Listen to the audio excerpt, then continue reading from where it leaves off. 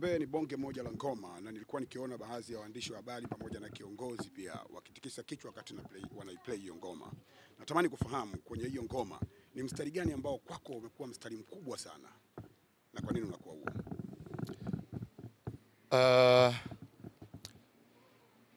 Mimi issue yangu kubwa sana ilikuwa kwenye chorus, namna ya kuwa integrate wale viongozi wa dini kwa ukubwa wao na madhambi ambayo yanazungumzwa ndani ya ngoma yenyewe. So kwa maoni yangu mstari mkubwa zaidi, sitaki kutaja kama mstari, lakini ni chorus. Yani chorus kwangu ndio kitu bora zaidi kwenye hii ngoma kuliko kitu kingine chochote, kwa sababu huku ndiko watu tunapaswa kwenda kuombewa, huku ndiko ambako yanapatikana matumaini mapya, na huku ndiko ambako watu ambao wameanguka dhambini huwa wanainuliwa na kuwa watu wapya. Watu wengi wana connect dot, kwa maana pale unapokuona na Lady JD Jide wanaambatanisha. Wengine wanasema Oscar yuko kwenye huba zito na Mama Samful Commando, mmoja kati ya wanamuziki ambao wamechonga barabara, na zamani alikuwa akirap, sasa hivi anaimba. Kwenye hii ngoma kahusika kwa namna moja au nyingine, na ni kweli kwamba mpo kwenye mahusiano ya kimapenzi? Kwanza niliweke hili very clear. Ukisema JD anamdate Oscar ni kumkosea adabu kwanza Lady JD, lakini pia ni kumkosea adabu Oscar. Lady JD ni dada yangu, ni mtu ambaye mimi sijawahi kuwa kwenye mahusiano ambayo yeye hayafahamu. Unaelewa vizuri ninachokisema? Sijawahi kuwa na mwanamke ambaye niko naye kwenye mahusiano halafu Lady JD sijamwambia, Lady JD sijamshirikisha. Kwa hiyo hebu msimkosee dada, mwekeni dada pembeni. Kuna kazi kubwa sana ameifanya kwenye hii sanaa na kwa heshima kubwa. Moja kati ya wanawake kwenye sanaa ya kiwanda cha Bongo Flava wenye heshima kubwa sana since day one. Kesho kutwa hapa anaenda kutimiza miaka 25 kwenye game, is not a joke. Amefanya kazi kubwa sana. Kwa hiyo nafikiri hii ni time ambayo tunapaswa kumzungumza Lady JD kwa mambo mengi makubwa na mambo mazuri aliyoyafanya kwenye kiwanda hiki cha Bongo Flava, lakini pia kwenye sanaa ya nchi yetu. Ni watu ambao wametambulisha taifa letu nje ya mipaka. Ameshinda tuzo nyingi sana kama kijiji. Ametoa albamu nyingi sana kuliko mwanamke yoyote ambaye amewahi kufanya sanaa ya muziki hapa nchini. Asihusishwe kabisa na mahusiano yoyote. Is my sister, very good friend of mine. Sijawahi kuingia kwenye mahusiano na mtu yoyote na nisimwambie. Sawa, Oscar. Pengine tukimaliza haya mahojiano bila kuiombea Simba, tutakuwa tujafanya sawa, kwa sababu wewe ni mwanasoka pia.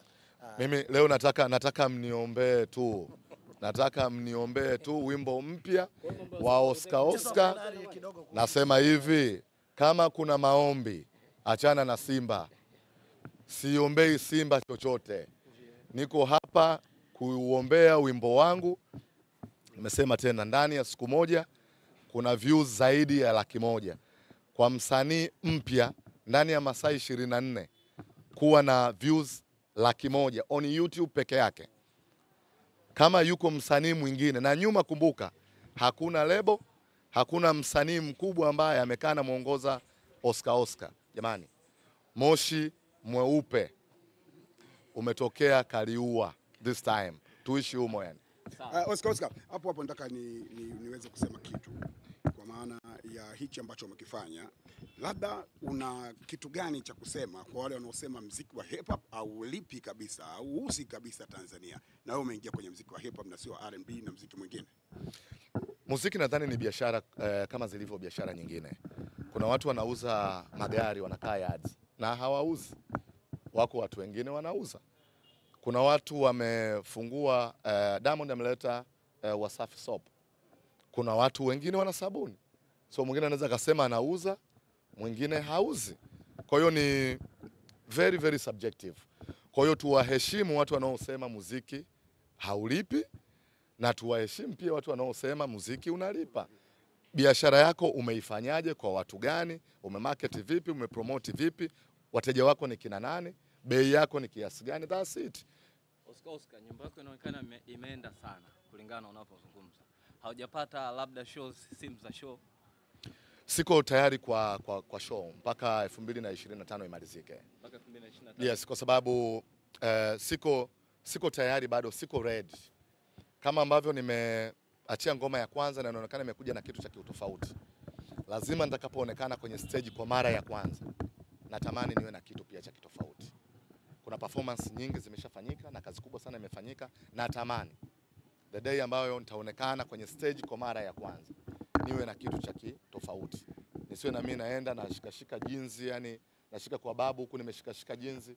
Nataka walau nije na kitu cha kitofauti kwenye biashara yangu ili nitengeneze wateja wangu. Asante sana.